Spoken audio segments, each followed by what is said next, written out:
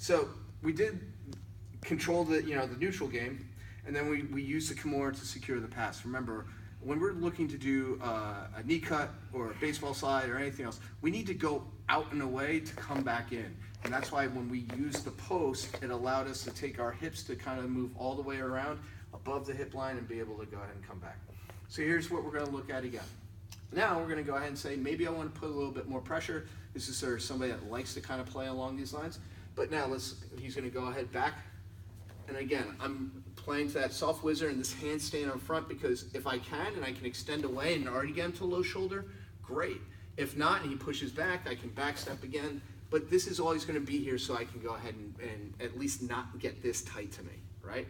So now, let's go ahead and say I started to push a little bit and he wants to post back up. Remember, it's just like what we're going to talk about with the hands being in the middle and the box. The hands are away right now. So they're not defending the choke, which we'll get to later on. But let's say I want to flatten out, I need to get points, I need to pass and everything else. My whizzer, with that soft hand, is going to end up wrapping around his body, and the hand that's around his head is going to come right around. So essentially I'm going to get to a body lock. Before I even do this, I'm almost treating this like I do my back control, where I'm pulling this across that far hip, okay?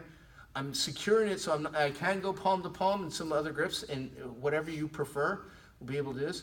But now again, I'm still going near hip, far shoulder. I'm dead weight on top. His relative near shoulder, I'm now just wedging in between, and I just start to pull and flatten him out.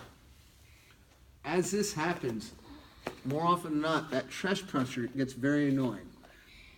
He may start to panic or move, and I either do one of two things.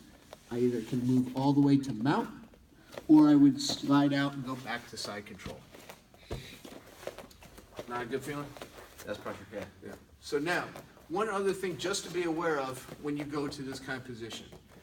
If I go to side control, and we're going to go to there, as well, he has that far side underhook right off the bat, okay? And that's going to be a good escape for him for far side control.